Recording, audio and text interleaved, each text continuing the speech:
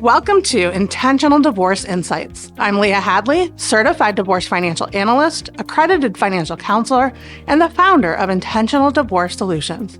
I'll be your guide through the complexities of divorce, finance, and emotional wellness. Join me as we uncover practical tips and empowering insights to help you navigate your divorce with clarity and intention. Hi there, and welcome back to Intentional Divorce Insights. I am so happy that you are here with me today. If you've been following me for a while, you know that I have a real passion for helping people to navigate the financial side of divorce with confidence and with clarity. You know, divorce can feel like such an emotional storm. And when you're standing in the middle of that storm, you're asked to make life-changing financial decisions at the exact moment that you are least prepared to do so. So today I want to talk about something that I hear over and over and over again from the women that I work with. And it really is the number one financial regret after a divorce. And honestly, it breaks my heart because, quite frankly, it is preventable. That regret is not getting financial guidance soon enough. So let's dive into why that happens, what the ripple effects can look like, and most importantly, how can you avoid that regret in your own life? And when I ask a woman why they did not reach out sooner, the answers are pretty consistent, quite frankly. Some say, I just didn't think I could afford it. Divorce is already so expensive. Others say I was too overwhelmed, or I thought I'd just get through the divorce and then deal with it later, right? And then there are those who assumed that their attorney or their accountant had the financial side of things covered. But here's the reality. Most attorneys' zone of genius is really that legal strategy, right? They're not necessarily trained, for the most part, to look at the long-term financial implications of dividing assets. Now, accountants know taxes inside and out, and I absolutely will always lean on them when we're doing tax analysis for folks, but they aren't necessarily looking at cash flow or retirement or sort of like big picture wealth planning. So let me give you an example. I once worked with a woman who she accepted the house in her divorce because it felt safe, it felt familiar. 3 years later, she was drowning in repair bills, property taxes, and utilities. And keeping the house just wasn't the security blanket that she thought it was. And it actually kind of felt like a trap in terms of really limiting her financial freedom. Now, I don't share that to scare you, let's be clear, but just to highlight how easy it is to make decisions that feel good emotionally in the moment, but may not serve you long term. So I want you to pause for a second and ask yourself, where am I hesitating to get support? And what might that hesitation be costing me? Now, here's why waiting until later often turns into regret. Mistakes don't just actually like sit still, right? They compound over time.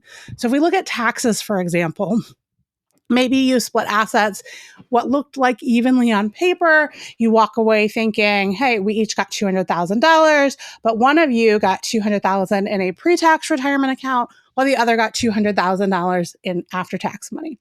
Those are not going to be equal, right? When we consider the tax implications or the tax effect, or the net after-tax amount of those accounts, right?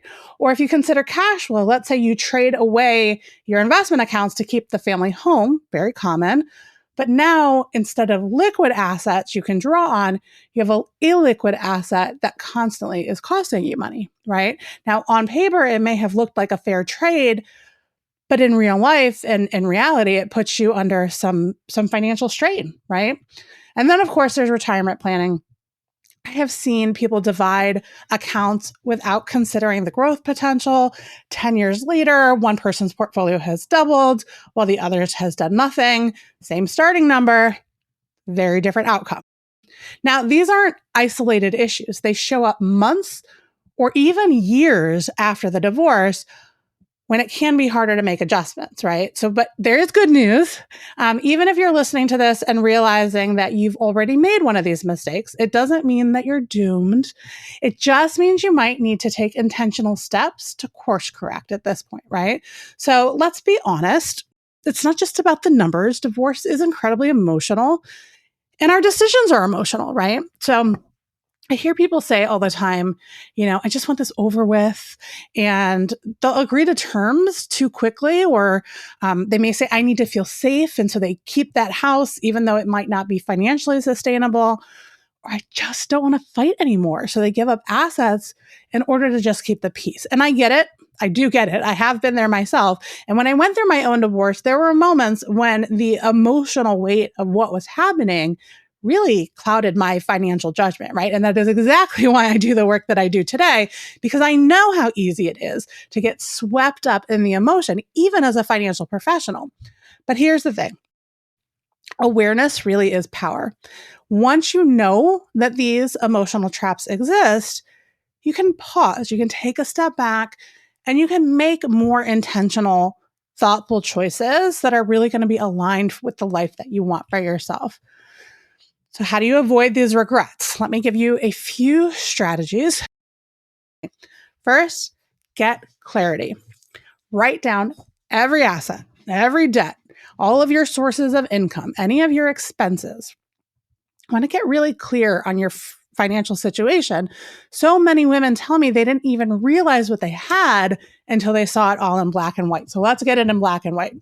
Second, I do want you to think long term, right? Before you agree to something, ask yourself, will this decision still feel good 5 years from now? Now, sometimes that simple question can actually shift your perspective, right? We get very short-sighted when we're in this process. So ask yourself, will this decision still feel good 5 years from now? Third, I do want to encourage you to seek specialized advice, right? Not all financial advisors are the same. I actually just wrote an article, I'm not sure if it's on our website yet or not, about kind of the difference between a traditional financial advisor and the training that a certified divorce financial analyst or a CDFA receives. And how, a CDFA may look at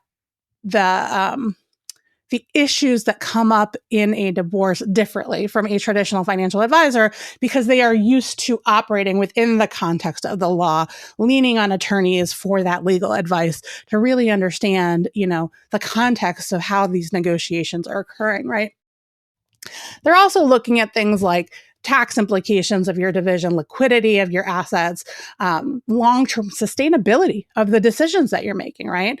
And that's very different where a traditional financial advisor just might not be trained in those nuances, right? Fourth, I do want to encourage you to just build a supportive team around you. You don't have to go through this alone. I'm going to say that again. You don't have to go through this alone. I really want you to know that. Surround yourself with people who can help, whether it's a solid financial partner, a great attorney who's going to be your advocate, great emotional support to help you get through the process. Just know that you don't have to do it by yourself, right? There's a community of people out there ready and willing to support you. So here's an exercise that I would love for you to try. Now, if you're not driving right now, grab a piece of paper, write down the one financial decision that feels heaviest to you right now. Now, maybe it's whether to keep the house. That's a common one. Maybe it's what to do with retirement accounts. Maybe it has something to do with some debt. Whatever it is, write it down. Now, ask yourself, who could I reach out to for clarity around this one decision? Even just identifying that one next step can just be a relief, get that weight off of your shoulders. I want to remind you that even if you've already made some missteps, it is never too late to course correct.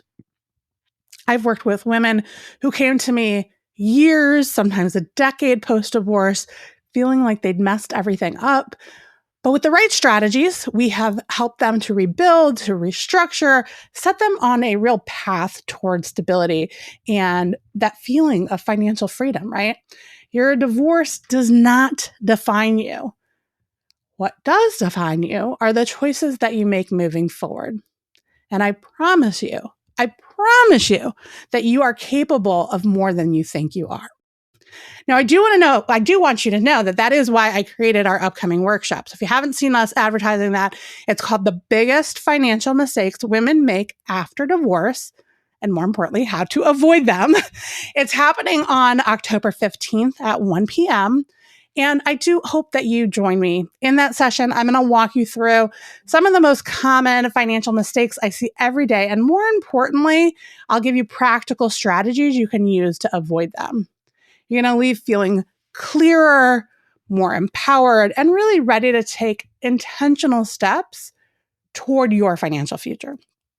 And we will include the link in the show notes to get registered for that. Do not wait until regret creeps in. Give yourself the gift of knowledge and support right now. I want to thank you for spending some time with me today. If you have found this helpful, please be sure to share it with a friend who might be going through a divorce or recently divorced. It may be exactly what they need to hear. And remember, your next chapter is yours to create. I'll see you at the workshop, and I will be here soon with more insights and encouragement. Take care of yourself and your future. Thank you for joining me on Intentional Divorce Insights. It's a privilege to share this time with you. I hope each episode offers valuable guidance to navigate your journey. If you find our content helpful, please leave a review to help others discover the benefits of intentional decision-making in divorce. Until next time, take care and continue to embrace your path with intention.